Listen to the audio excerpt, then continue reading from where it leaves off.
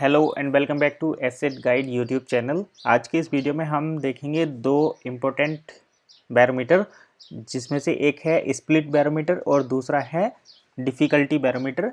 काफ़ी लोग मेरे से क्वेश्चन पूछते हैं कि स्प्लिट बैरोमीटर तो 2 बार कंप्लीट हो गया है लेकिन रेट नहीं बढ़ा, और डिफ़िकल्टी बैरोमीटर इतना स्लो क्यों चल रहा है। तो इसके पीछे क्या रीज़न है, कैसे ये चीज़ें काम करती हैं, रेट कब बढ़ता है, वो आज हम सारी चीज़ें इसी में देखेंगे। तो सबसे पहले मैं स्प्लिट बैरोमीटर का आपको एक छोटा सा ओवरव्यू देता हूँ।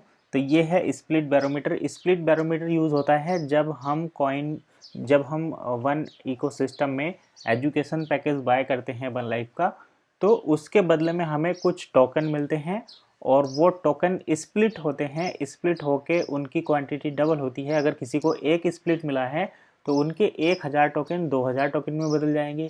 किसी को अगर 2 स्प्लिट मिलते हैं तो वे पहले 1000 के 2000 होंगे, फिर 2000 के 4000 हो जाएंगे। यानी कि स्प्लिट होने का मतलब होता है आपके कॉइन की क्वांटिटी डबल हो जाती है जितने भी एग्जिस्टिंग रहते हैं। तो ये स्प्लिट बैरोमीटर उसी चीज़ को इंडिकेट करता है, यानी कि आपके जब टोकन है, कॉइन है, वो जब उनकी जो क्वांटिटी चलती है, बढ़ती है, वो स्प्लिट बैरोमीटर के अंदर आता है। तो ये कंपनी का ऑफर है। कंपनी जब स्प्लिट करती है तो ये उस चीज़ को यहाँ पर इंडिकेट करता है।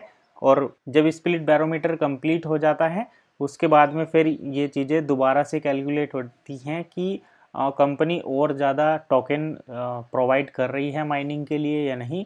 तो जितने ज़्यादा कंपनी स्प्लिट प्रोवाइड करेगी उतनी जल्दी जल्दी ये स्प्लिट बैरोमीटर काम करता है। अगर कंपनी स्प्लिट करना बंद कर दे टोकन को तो स्प्लिट बैरोमीटर जो है नहीं रहेगा, इसका कोई काम नहीं होगा। अब हम आते हैं डिफ़िकल्टी बैरोमीटर पर।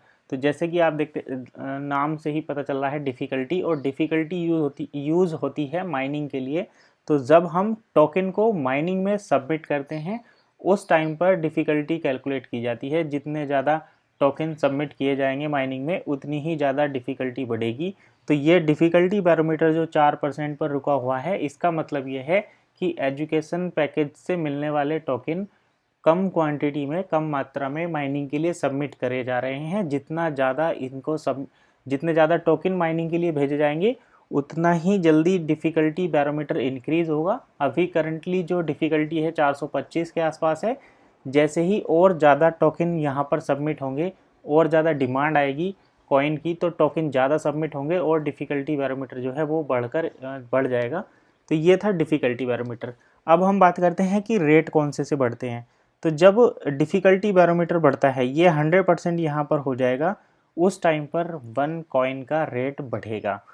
और अगर हम बात करते हैं स्प्लिट बैरोमीटर की, अगर स्प्लिट बैरोमीटर यहाँ से 100% हो जाएगा तो ये अगला जो फर्दर स्टेप है वो कंपनी डिसाइड करेगी कि क्या अब हमें स्प्लिट प्रोवाइड करना है लोगों को या नहीं करना।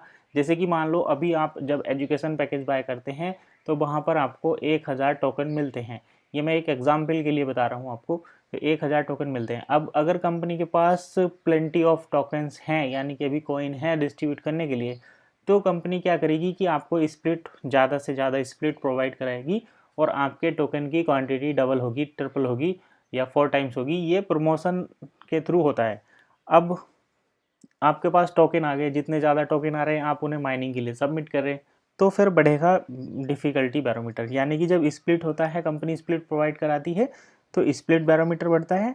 जब टोकन माइनिंग के लिए सबमिट किए जाते हैं तो डिफ़िकल्टी बैरोमीटर बढ़ता है और रेट बढ़ते हैं। तो स्प्लिट बैरोमीटर जो है जल्दी जल्दी कंप्लीट होने का मतलब ये है कि रेट, तो इसका रेट से मतलब कोई मतलब नहीं होता है, डायरेक्टली इनडायरेक्टली मतलब होता है। लेकिन अगर स्प्लिट बैरोमीटर बढ़ता है, 100% हो जाता है, फिर दोबारा से 100% होता है, तो उससे जो है रेट नहीं बढ़ते। लेकिन जब डिफ़िकल्टी बैरोमीटर 100% हो जाता है तो रेट बढ़ जाते हैं, क्योंकि डिफ़िकल्टी बढ़ गई है और अब आपको अपने टोकन के कंपैरिजन में कम कॉइन मिलेंगे।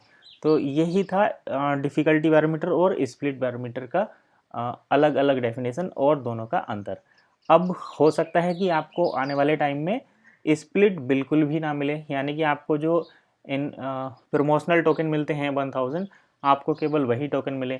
तो उस कंडीशन में यहाँ पर स्प्लिट बैरोमीटर का रोल ही ख़त्म हो जाएगा, क्योंकि कंपनी ने ऑफिशियली अनाउंस भी किया है कि आने वाले टाइम में हम जल्दी ही पब्लिक हो जाएंगे। तो जितने ज़्यादा हमारे जो सारे कॉइन टोकन हैं, सब माइन हो जाएंगे, उस टाइम पर कंपनी जो है ब्लॉकचेन को पब्लिक करेगी। तो अभी फ़िलहाल जैसे जैसे कॉइन की क्वांटिटी कम होती रहेगी रिज़र्व में और आपके टोकन जो हैं ज़्यादा से ज़्यादा प्रोवाइड हो जाएंगे, तो उस कंडीशन में आके आपका स्प्लिट जो है वो कम हो जाएगा, स्प्लिट होना बंद हो जाएगा। आपके जितने टोकन आपको मिलते हैं उतने टोकन ही रहेंगे और उन्हीं टोकन को आप फिर उन्हीं टोकन को आप माइनिंग के लिए भेजकर अपने कॉइन को माइन करेंगे। तो उस टाइम पर आपको जो है स्प्लिट पैरामीटर यहाँ पर भी शायद देखने को ना मिले, या फिर मिलेगा तो एकदम न्यूट्रल मिलेगा, केवल डिफ़िकल्टी पैरामीटर चलेगा, क्योंकि डिफ़िकल्टी जो है टोकन के माइनिंग से ही आती है। तो यही था ओवरऑल स्प्लिट पैरामीटर और डिफ़िकल्टी पैरामीटर। आई होप आपको दोनों चीज़ समझ में आ गई होंगी। कुछ और डाउट है तो कमेंट करिए, वीडियो पसंद आई है तो लाइक करिए।